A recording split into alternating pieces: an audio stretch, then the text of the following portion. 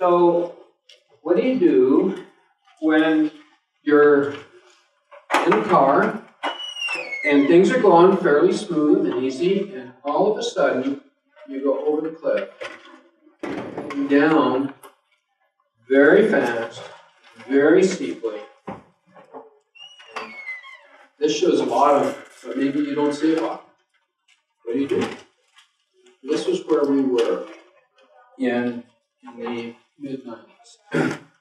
We had, Mary and I were actually on our way to go to Kenya to visit her mother, who was with the Bible translators. Now at that time, Tetra Corporation had 42 people. We were involved in 15 different contracts with government defense agencies, 9 different technologies. Our turnover is about $5 million a year. And over the Sahara Desert, late at night, I was praying for the company. And God said, if you want Tetra to grow, you need to spend 2 hours a day in prayer. And I stepped out of the conversation, looked at my schedule, because that was a huge change, and stepped back in the conversation and said, okay, I'll do that. Well, what would you expect him to do? You'd expect him to bless the business, right? You'd expect him to grow the company. Well, he started shutting it down. This is what happened. We started going over that cliff. Next slide, please. We started going over that cliff. And the company was collapsing. Contract after contract that we had won, we had invented the technology, we lost the follow-on contract. And we were in a really deep decline. Employees were leaving the company. I was having to lay off my friends. The company was collapsing, just absolutely collapsing. And there were many times that I would come home on a Friday and tell Mary Lee, well, we're going to close the company Monday. And by Monday, something would have happened. And we did not close it. My friends and advisors were saying, Bill, it's over. Just shut it down. I was not willing to take the action to shut it down. If God wanted to shut it down, I was quite fine with that. Believe me, I was quite fine. But I was not willing to take any action that would bespeak a lack of trust in Him. So we did not close it. We kept going.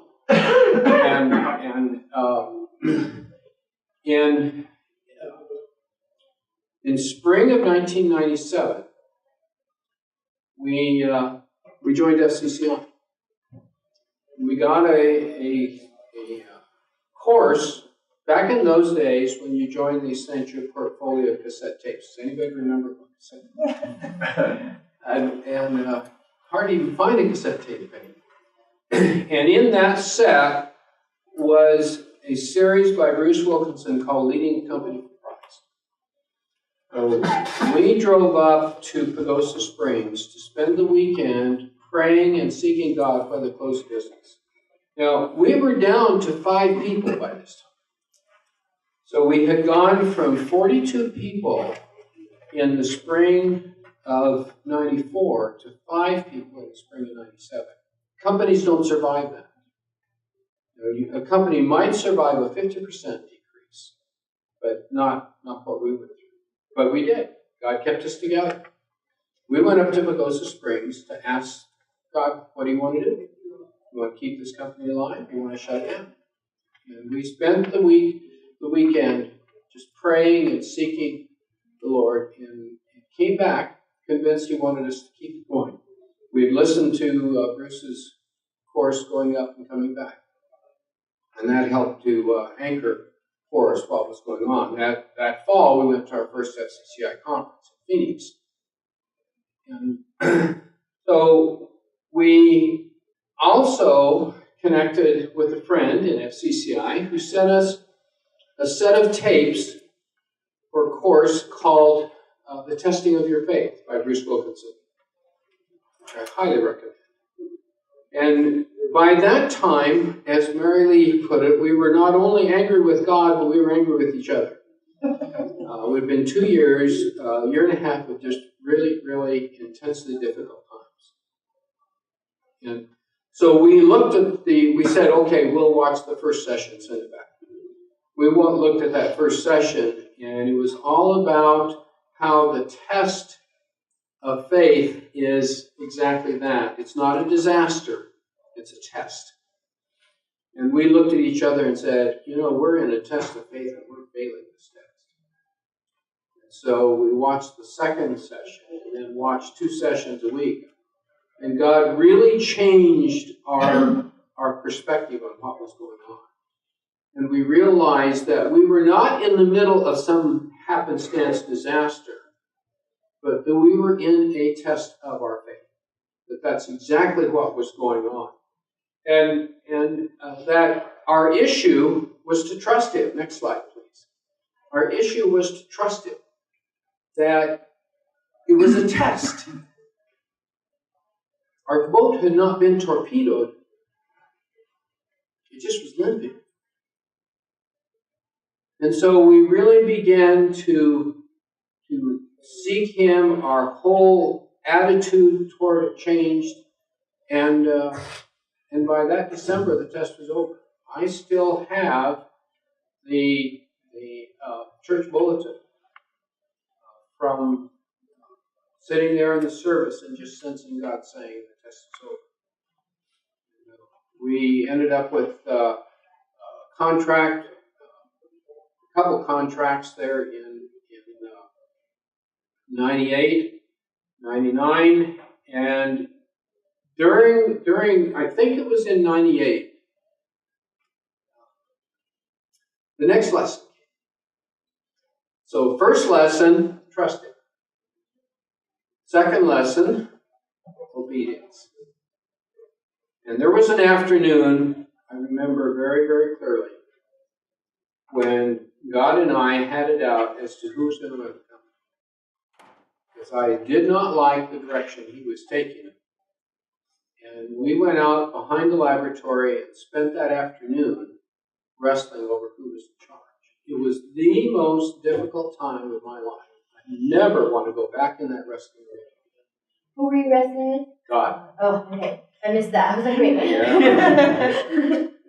and so when I came back from that session, He was in charge. This is God. And like I said, it was the most painful time of my life. Absolutely the most painful time.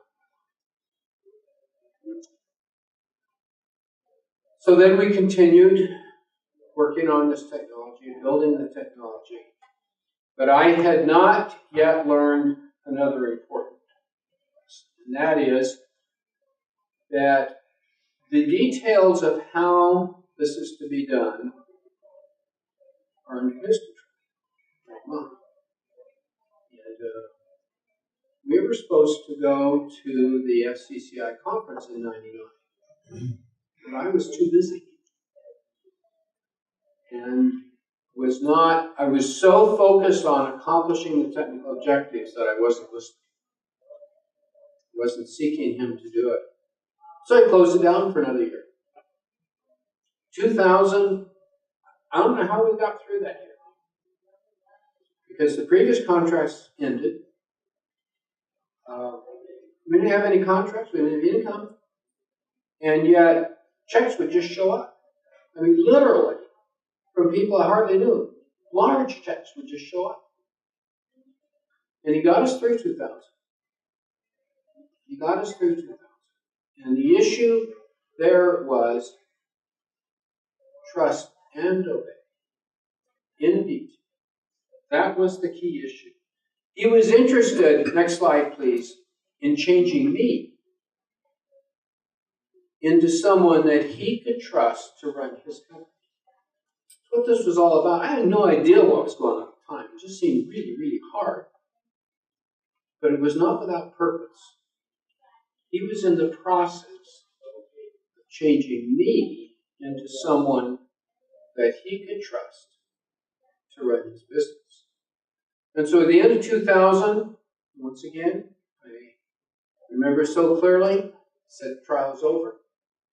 Test is over. We had a point I neglected to mention is during this time, he told us, your time in defense is through. I want you to focus on drilling. When we started the company in 1977, the vision he gave us was to work in defense for a period of time, develop one or several technologies that we could then take into the marketplace. And so that transition out of our defense work into what was to become the next thrust, into drilling, was in this time frame. It took, I think, 3 years for us to back out of all of our security clearances and so forth. But that transition was then complete at the end of 2000. And I got a phone call from a man who had been following our work. We had invented a new kind of drilling technology in 1985. That's our first patent in the drilling area. He called me up in 2000 and said, it's time to develop the drill. We started working for a Canadian mining company, helping them develop a new kind of mining machine with the same technology. And then in 2002, this person started funding this work. Next slide, please. And we are now in the process of developing a new kind of technology that has not existed before. There's no handbooks. We are profoundly over our heads. It's not that I'm just a little bit beyond my reach. And if I work just a little harder, I'll get there. No. We are way, way, way over. We are doing things that have never been done before. We're working in technology that nobody really understands. I was talking with a colleague about some simulations we wanted to run of this process. He said, the area you're working with, there is no data for that. You are doing things to materials that we don't know what happens there. We have no understanding of material in that time and pressure and temperature. We are way over. So the key point to the business is we have to go every day before the Father and say, what do we do next? We have these problems facing us. What do we do? How do we solve this? How do we make this work? We are way, way, way over our heads. And now, I say that's a wonderful place to be. It's very uncomfortable. This transition that he did, starting in 94, was absolutely required. You see, the thing we miss in running our companies for Christ is us. That's the biggest problem God's got, yeah. Because you see, he has a vision of where this is going. He sees the future. He already knows who we are to become. He already knows what he wants to do through our businesses. We don't know that. We are way too blind to understand our deficiencies. We don't even understand where he's taking it. We don't know what's going to be required. I had no idea back in 2000 that he was going to bring us where we are today. No idea. It was scared me to death. No idea. But he did. And so a key thing we so often miss in this process is not only does he want to build a business and use it as a platform of ministry, but he wants to build us into the person that he can use to run that company. We so often miss that part of it.